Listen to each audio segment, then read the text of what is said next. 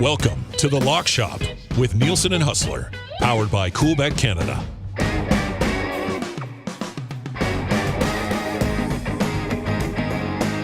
What's going on, everybody? Welcome to another episode of The Lock Shop. Nielson and Hustler back with you once again. It's a Tuesday episode of The Lock Shop. Subscribe to the podcast today if you aren't already. Just search The Lock Shop on all your podcasting platforms. And as always, it's brought to you by our friends at Coolbet. Sign up for an account today at coolbet.com. Use the bonus code LOCKSHOP. You get a 100% deposit bonus on initial deposit up to $200. Huss, how you doing, my man?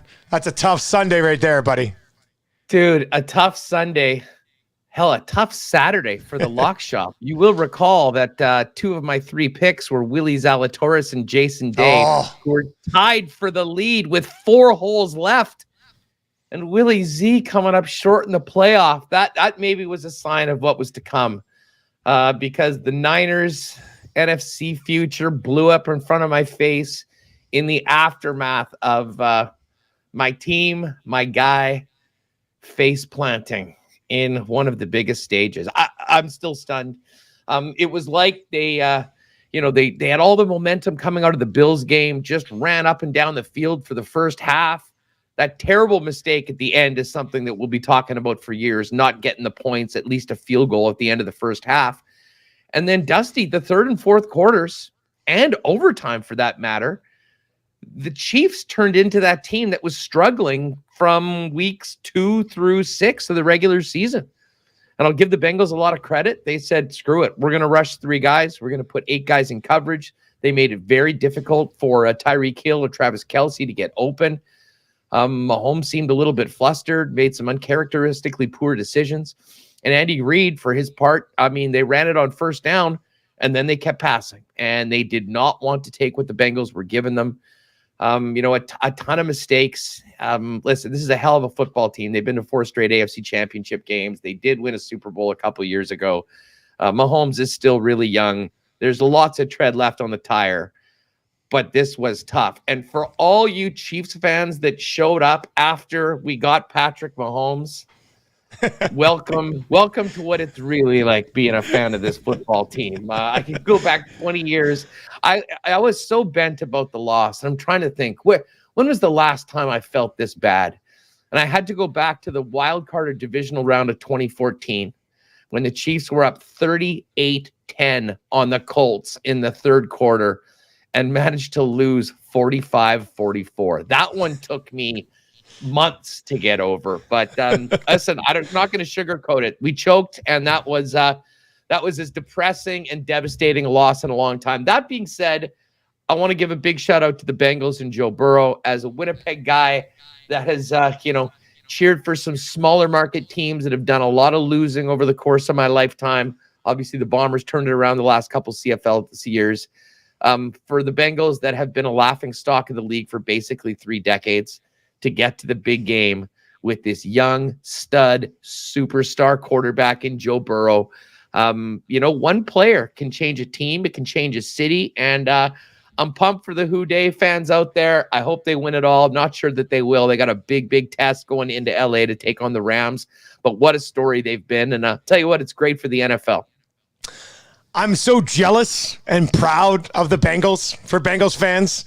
Being a Detroit Lions fan, we're the only team that's been a bigger joke than the Bengals over the last 3 years, mixing the Browns, I guess. But at least, the Bengals have turned it around. The Browns have shown signs of turning it around.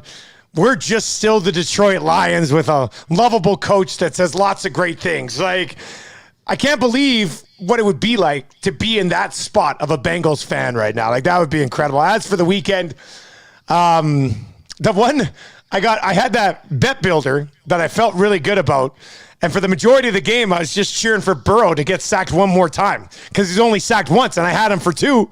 But then I also had Chiefs money line on that parlay. So when they lost there, that killed me anyway. I did hit Rams -2.5, Bengals +10.5. So I had that on a parlay. So that one kind of basically talked about that extra point. Yeah, we talked about that extra point on the game. Yeah. I guess getting the win on the Niners cover was the one silver lining, but I needed them to win the game. And I'll tell you what. I mean, we saw the Chiefs sort of imploding in slow motion over the course of 2 quarters.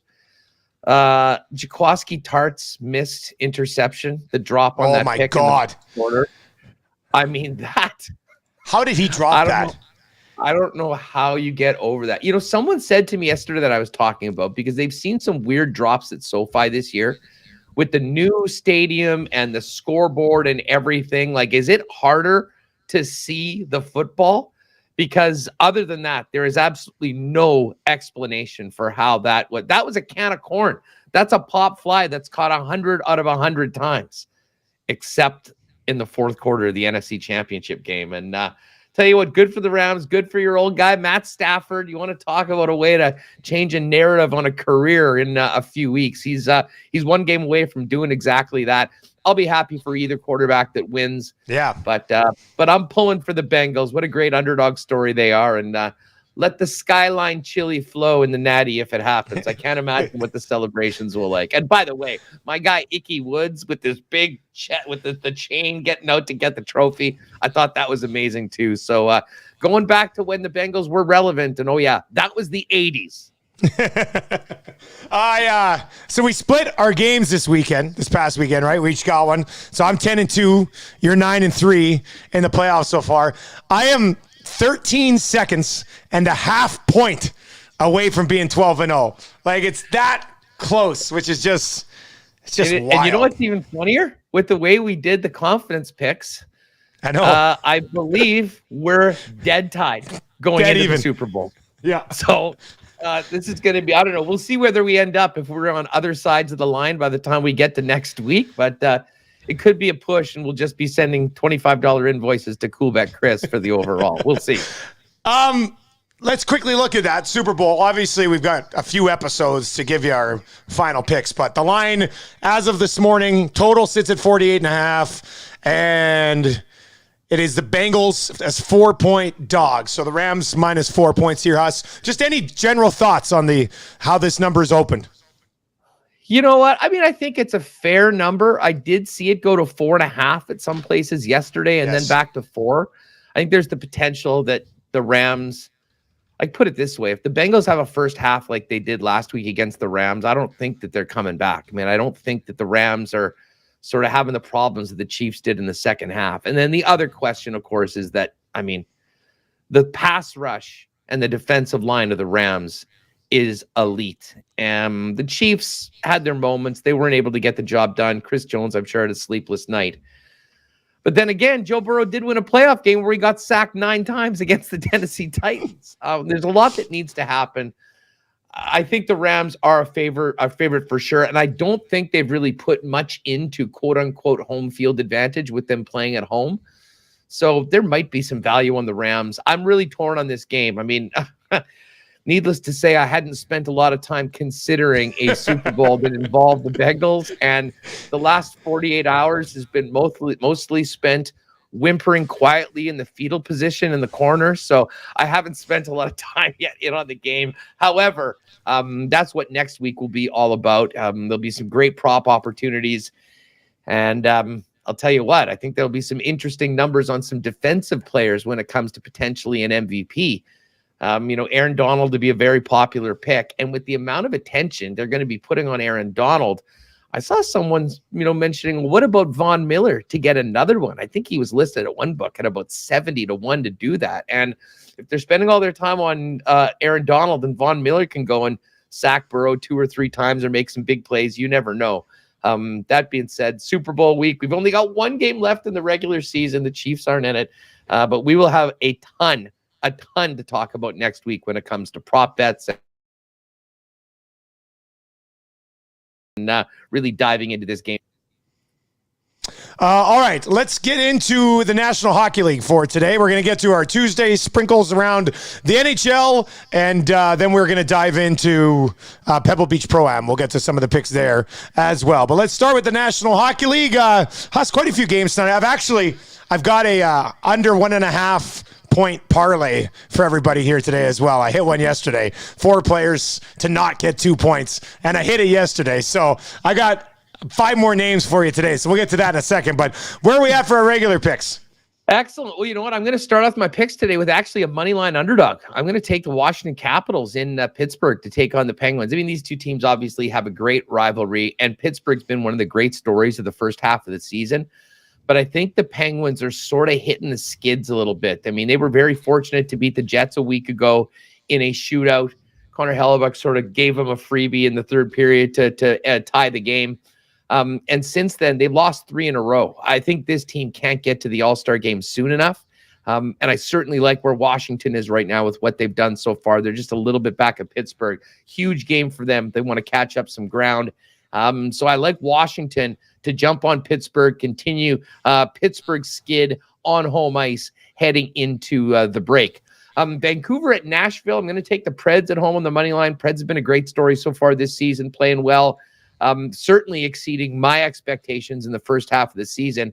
And Vancouver, this is just a real tough spot for them. They played last night. They did well. They beat Chicago 3-1, but now they go in moving up a weight class against a good Nashville team who had the benefit of not playing last night. So I like the spot for the Preds at minus 196 on the money line.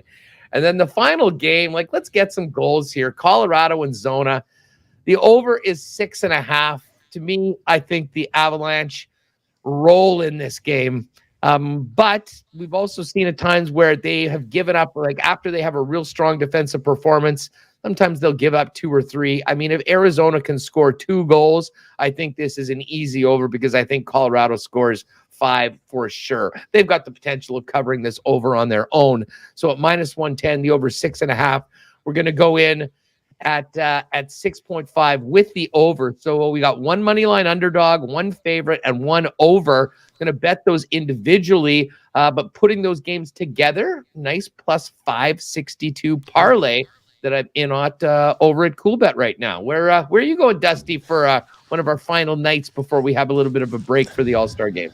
Yeah, money line underdog to start for me too. Dallas at home, plus 107 against the Calgary Flames. Dallas has actually been playing very well as of late. They've won 5 of their last 6. In 4 of those 5, they've actually scored at least 5 goals. I think they've scored 5 3 times and 6 once as well. And now Calgary's been scoring. Maybe the over would be a player. Calgary coming off that 1-0 win over Vancouver, I believe, but they had a few games where their offense kind of started to click a little bit as well. But Dallas has been good at home. They've been good as of late, and you're getting plus money on them at home against the Calgary team that has won 3 of 4, but really wasn't that great for a good stretch before that. So I'm going to go with Dallas plus 107. The remarkable Joe Pavelski season continuing. How about Joe Pavelski this year? Holy smokes, is he having a good year? It's crazy.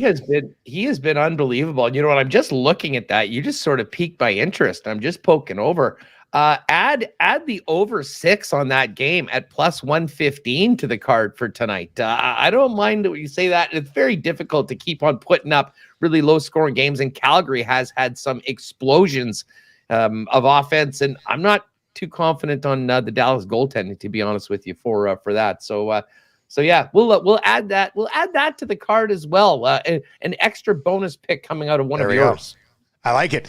Ottawa and the Islanders under 6. Ottawa obviously missing a couple of their big pieces offensively. Murray played well last night, very well against the Edmonton Oilers. They finished under in 6 straight games right now. So I'm gonna go with Ottawa and the Islanders. And I don't think the Islanders are a team that aren't uncomfortable playing a tight game like the Ottawa Senators are going to want to play here. So I'll take the under 6 at minus 149.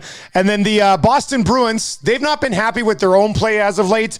They get Seattle here tonight. Seattle's actually been grinding out a few wins as of late, but I think this is an opportunity for Boston. They've been talking a little bit about kind of getting their game back on track and needing a little bit of a wake-up call. I think they're in a good spot here tonight at home on a money line at minus 149. Thought about regulation, but Seattle's actually been playing some close games as of late, so you can get plus, I think it's plus money if you take the Bruins in regulation, but I'm going to be on the Bruins minus 149 money line there. The under 6 in Ottawa and the Islanders are minus 149, and then Dallas at that plus 107 home underdog on the money line. So, and then I've been having a little bit of fun. The first one I didn't hit. That was the under 1.5 points. Remember I was going the no goal parlay when we first started the Lock Shop? Well, I found a new gem. These are guys that all they have to do is only get 1 point or less, and you're winning these bets, okay? So here's what I've got tonight. It ends up paying plus 134. So it's 5 players. So I got Jeff Carter under 1.5 points, Pittsburgh, Washington tonight. I've got Nico Hischier under 1.5, Devils, Leafs. I hit on this guy once already in this. Andrew Kopp under 1.5 points for the Jets and the Flyers. The Buffalo Sabres, Jeff Skinner, under 1.5 against the Golden Knights. And then this one might be a little risky, but his production this year probably shouldn't have me concerned. I'm going to toss on Petey, Elias Pettersson, under 1.5 points against Nashville tonight. Nashville obviously has the ability to shut things down a little bit. So, yes, Skinner, Pettersson, Kopp, Hischier, and Carter. And if none of those guys get 2 points in the game tonight, you're going plus 134. So I'll take my chances. Let's ride. Yeah. That's I know Gitch will be out there watching somewhere and we'll be Where all are you, Gitch? over that. Any sort, the parlay prince of Steinbach has been he had I think a 6-gamer on Saturday that came down, missed it by 1 Timo Meier shot. Everything else was in. So we're due for a win. Heck, we won't get into the Scotties right now, but I will tell people as disappointing as the weekend was for me, women's curling is bringing my mojo back to me. I'm already in a double underdog parlay this morning. Maybe at the end, we'll give you a couple curling picks just on the way out. I've got a couple already locked and loaded for it, but great curling action right now on CoolBet. Lines are up for this evening's games as well, so you can get on that, and hopefully that'll be a way to occupy us without hockey and football this weekend.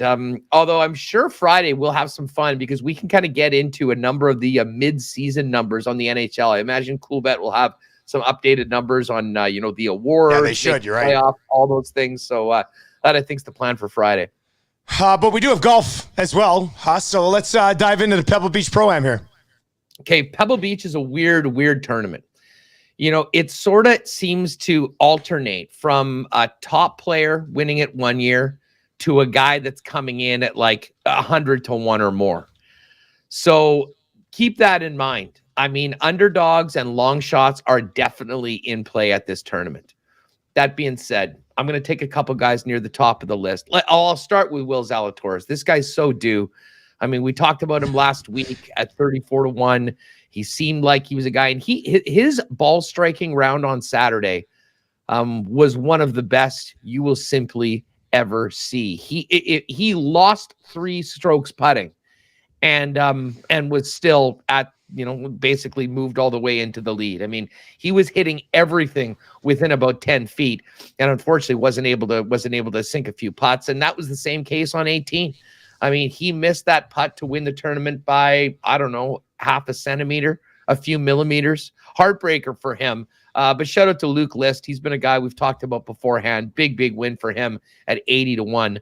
But I'm going to go back to Willie Z. I mean, the way he's playing right now at 20 to 1, this is not a strong field. Frankly, the field over in Dubai is stronger than what is at Pebble this week. So I'm going to keep Willie on the card and hopefully get that W at 20 to 1. Not quite as good as the 34 last week, but I think it also speaks to the field. And then the other guy I'm going to take is Jordan Spieth. Now, this might seem strange because Spieth went 70-78 last week and missed the cut. But Spieth is the sort of player that, can just arrive, start sinking putts, and run away with them. And he did win this tournament in 2017. It's been a quiet year for Jordan since the Ryder Cup because, of course, he's a new father. But I think it's about time that Jordan Spieth brings out this Spieth baby swag and, gets on a bit of a roll. And at a place where he's won before, I know he really likes the course. It seems to play to his style of game with that brilliant short game. At 22 to 1, I think there's some great value on Jordan Spieth at CoolBet for the Pebble Beach tournament.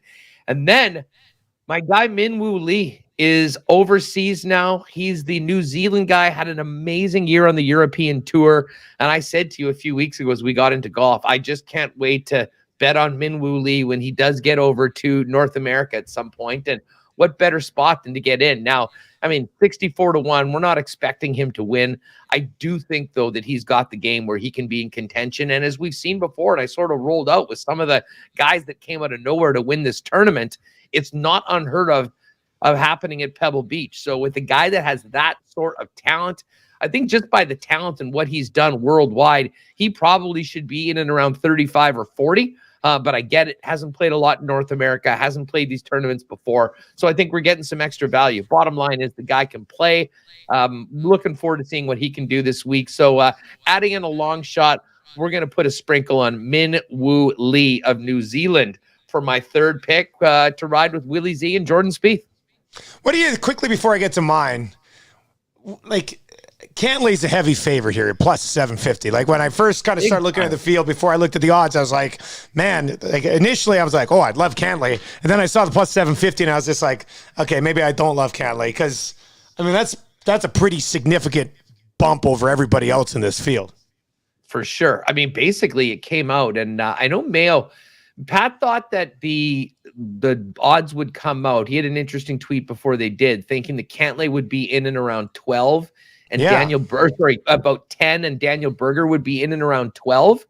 And Berger, we've seen it actually a little bit more than that. And that's partly because there's a lot of people emptying out the savings accounts on Pat Cantlay, it seems. Listen, there's a lot of reasons to love Pat Cantlay.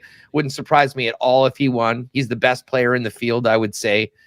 But it's just so hard to lay such a short number on a field of 156 golfers in a tournament where it seems like every second year some guy comes out of nowhere to win it. So I'm here for the conversation of why Cantlay wins. And maybe he's a good live option if he doesn't have a great first round and that number sort of, mixes up. But pre-tournament, I have a hard time holding my nose and laying down plus 750 on Cantlay.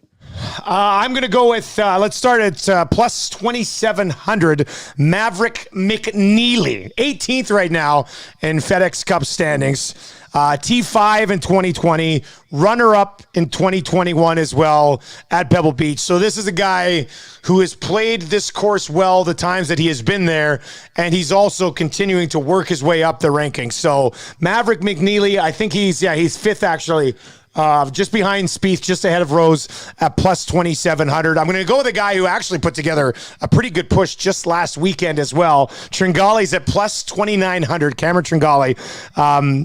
That he's, I think, his personal best T7 at this event last year, but was not far off Luke List this past weekend. What did he finish? T3 this past weekend? I'm pretty sure he was T3. He was with Rahm and Day. It was Tringali, Rahm, and Day who finished top three. So obviously he's hitting the ball very well right now. So I've got him at plus 2,900. And then I didn't go out trying to find somebody else who was plus 6,400 like you had with your long shot, but looked at Russell Knox, went and looked at him, and he is plus 6,400. So 64 to 1. He's made the cut 5 of the 8 times at this event, and he's actually finished top 15 3 times since 2018 and opened with a top 10 finish. I think he finished T7 in Hawaii earlier here in 2022. So he's already had one good outing so far this season, and he's a guy who has been in the mix consistently over the last 4 years at this event. So he's sitting at 64 to 1. Huss said it a little bit earlier on. This is an event where guys come out of the woodwork, come out of the weeds here and can end up on top. So Russell Knox would be the name that I'm throwing in that hat this week at 64 to 1. We've got some breaking news here. I don't know if you saw me kind of holding my head while you were making those picks. What? Will Xalatoris just tested positive for COVID and he's out of the tournament. And you know what? I was on my cool bet and I'm wondering, like, I just made a curling bet. So I kept out. I was wondering why I had more money in my account that I should have. Well, that bet's already been canceled. So I'm going to go from my one close call in Willie Z from last week to the other close call. That's Jason Day. He's 22 to 1 in this tournament. Runner up in 2018. Played great. Couple tough holes down on the back 9. You know what? This is live right now, folks. So I'm needing to pivot. I'm taking the Willie Z investment over to my guy Jay Day. And maybe this is a sign. Maybe I was going to have it on the wrong guy. And maybe it'll be Jason Day that'll get into the winner's circle. So, and you get an extra couple points. So it's 22 to 1 for Jason Day. So we'll roll in Jay Day with Jordan Spieth, both at 22, along with Min Woo Lee. There's your up-to-date Lock Shop golf card for the weekend with this breaking news that Will Zalatoris, playing the best golf of his life, can't play Pebble Beach. That really sucks for him. Man, if Jason Day hits it, it's a Lock Shop miracle, a live Lock Shop miracle. Yeah. That'd be something else. Huss, World Cup qualifying, and you said maybe a little curling. What else you got here before we wrap up this episode? All right, let's get to it. Wednesday, and the one thing that I will say, as disappointed as I was about the Chiefs, man, what a silver lining with Canada beating the United States. And I didn't even mind losing my draw bet. I was more than happy to take that L because Canada is going to the World Cup. Now, I know it's not official yet. A couple more things they need to do. And a great way to speed up the process would be to beat El Salvador tomorrow night in El Salvador to not clinch first place in the group, but right now they've got a 4-point lead over both the U.S. and Mexico. And, have 3 games not against the top teams to finish it off. So Canada's just an incredible spot. They seem to be playing with so much momentum right now and energy. I like them to continue it. Got on that yesterday at -112. And then there's 4 other games that day. So we thought, well, now that the Chiefs are out and I do host a soccer show, we need to make sure that we're covering all the bases. So here's a little parlay for you, paying plus 718 for Wednesday's game. We're taking Canada in regulation, -112. Couple bigger favorites in USA over Honduras, -526, and Mexico, -312.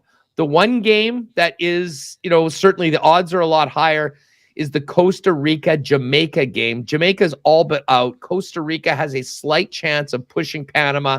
They're desperate to get at least into that 4 spot where they would still be alive for the World Cup and would go to a play-in tournament amongst other teams that were the next team that didn't qualify.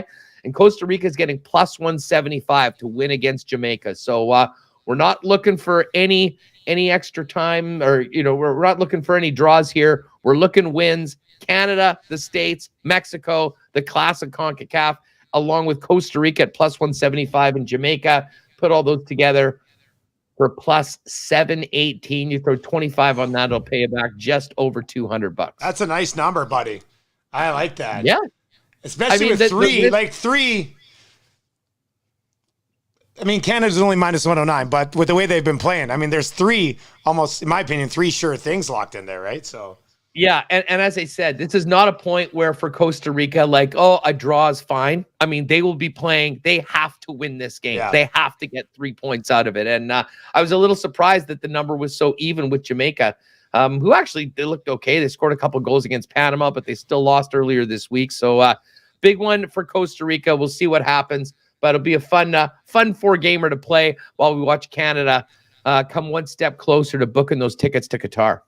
I'm doing it right now. Do you got any curling while I place this bet? I do have curling. This morning it was This morning it was Ontario and was it Nunavut? No, Northwest Territories. Both took them on the Brock line and they both won outright. So I figured let's stay with that this afternoon. And we've got, if you're watching this right now, you've got about 20 minutes to get this in. We're going to take wild card 2, Chelsea Carey, +2.5 against wild card 1, Tracy Fleury, who's doing very well, waiting for their skip to come back. And then Newfoundland and Labrador getting 2.5 as well against Northern Ontario. That one's +115. The other's -118. Put those together, +297 for a 2-game curling rock line ticket. And maybe I'll tweet something out later on. Check out my feed on Hustlerama. We'll have some picks for tonight's 6 p.m. draw from Thunder Bay. Putting 25 on that one will get you back. Well, you win $74. You get $99 back. And I am locked in on that one as well. Lock in on the rock line right here on the Lock Shop. Say that 3 times fast. Huss, you got Winnipeg Sports Talk coming up in about 15 minutes. What's happening today, buddy? Well, you know what? We're going to get ready for this game against the Flyers tonight. I mean, Jets snapped their losing streak at, 6? And then The Flyers snapped their losing streak at 13 or 14. So someone's going to have a 2-game winning streak tonight. We're going to head out to Philly. We'll get the latest on the struggling Flyers. Scott Billick's going to come by for the latest on the Winnipeg Jets. And then one of my favorite guys to talk about, because we can hit so many topics, Mo Khan in Montreal is going to join us. Mo and I will talk a little Canada men's national team. You can give us the lowdown on that heading into Wednesday. And we'll get into the latest news from the Canadian Football League. And, of course, the big news in the NFL today, Tom Brady making it official and walking away from the NFL after the greatest career in NFL history, without saying a damn word to the Patriot fans until he was shamed to say 12 words on Instagram. So lots of fun topics coming up today, Dustin. We will be back on Friday with another episode of The Lock Shop, and we'll be taking a look. We're hoping that CoolBet will have some of their updated NHL mid-season props up there because of the All-Star weekend. So we'll get into that a little bit. We'll see if the line moves at all for the Super Bowl. We can certainly look into that as well. We'll get an update on Pebble Beach and where we're at as well on that one. And it should be a good time. But I'm in on this curling. I'm in on the World Cup for tomorrow, Huss. Thank you very much. I'm going to be fired up here for the next 48 hours because of you, buddy. Well, it'll be fun. And then the other thing that we can do on Friday, I mean, I'm really hoping, I expect that CoolBet will have a ton of mid-season all-star break odds, so we can just kind of dive in and talk a lot of hockey without football on the weekend. But the other thing, Dusty, I'm not sure if you've seen some of the skills competitions things that they have. You see this blackjack thing that they've got where the guy's got to hit the cards and make 21. I don't know how they're going to book this. I don't know what will be available for us, but in addition to some more legitimate wagers for the second half of the NHL season, I'm looking for some more fun, borderline illegitimate wagers on whether it be the skills competition or certainly the ridiculous 3-on-3 exhibition that is the NHL All-Star Game. So buckle up. It'll be a little bit of a different Friday, but it'll be fun. People can listen to it all weekend long, and then we'll get back to normal with Super Bowl weekend next week and the NHL returning with a ton of games beginning certainly here in Winnipeg on the 8th of February. Yeah, that'll be a huge week. Looking forward to it. For Hustler, I am Nielsen. Huge thank you to CoolBet. Sign up for an account today at coolbet.com. Enter the bonus code LOCKSHOP, all one word, and you will get a 100% deposit bonus on your initial deposit up to $200. We will be back on Friday. Good luck, and we'll talk to you then.